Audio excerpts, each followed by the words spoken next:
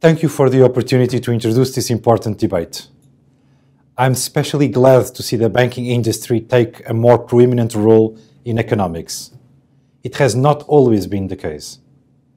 For years, economists thought of banks as profit-maximizing entities that intermediated capital in the economy and, outside of bank runs, didn't merit much attention. They were, in a sense, neutral to the economic system. For banks, the Great Moderation period bred complacency to the extent that innovation in banking was largely limited to finding new ways to leverage further the growth in the economy rather than finding new ways to facilitate it. Before the crisis, people thought that the banking sector was a leveraged play on the economy. After the crisis, we realized the economy was a leveraged play on the banking sector. Over the past 7 years, economics, in the context of banking, has been primarily focused on reducing the probability of future systemic crises. Lloyds played a full part in this debate, becoming a strong advocate for key reforms such as the concept of ring fencing. The logic was simple. The most important driver of a successful bank is a stable and prosperous economy. However, attention is now turning to the second phase of restoring the industry to its correct place, namely, demonstrating how banks add value to society. Currently, commercial banks facilitate economic growth by creating money.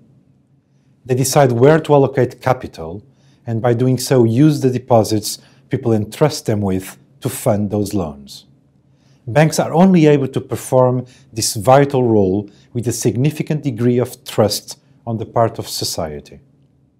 Something that even today, more than 5 years after the crisis, is in relatively short supply. The rise in popularity for alternative providers of financial services, everything from payment companies to peer-to-peer lending and crowdfunding platforms, is symptomatic both of a lack of trust in banks, but also the disruptive technology facing the industry.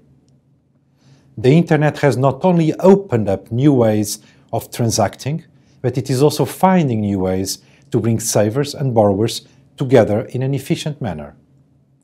An additional threat to banks is the efficiency with which the internet has enabled these new entrants to provide intermediation.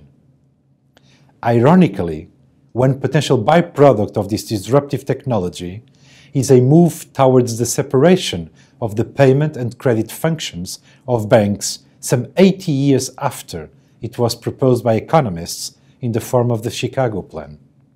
The appetite for change should not be underestimated. In a recent survey, about a quarter of respondents reported they would be likely to be banking with an alternative payment provider within 2 years, while only 13% would consider one of the new banks. At Lloyds, we believe the industry will go through a period of more fundamental change over the next 10 years than has happened over the past 200. The two challenges facing the industry, new sources of competition and the increasing burden of regulation, are huge. To succeed, banks need to be able to demonstrate that they focus on their customers and can be trusted to allocate capital efficiently and provide security for depositors in a simple and, crucially, more efficient way.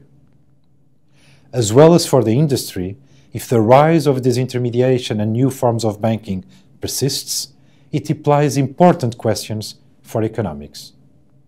Can these new forms of intermediation allocate capital more efficiently? Under which conditions? What are the additional risks that they entail? Will the business cycle be less prone to amplification from credit? What are the implications for the conduct of monetary policy and also for other tools of financial policy, such as the Prudential Policy Committee? I believe these questions should form a good foundation for your debate, and I hope you enjoy the rest of the conference.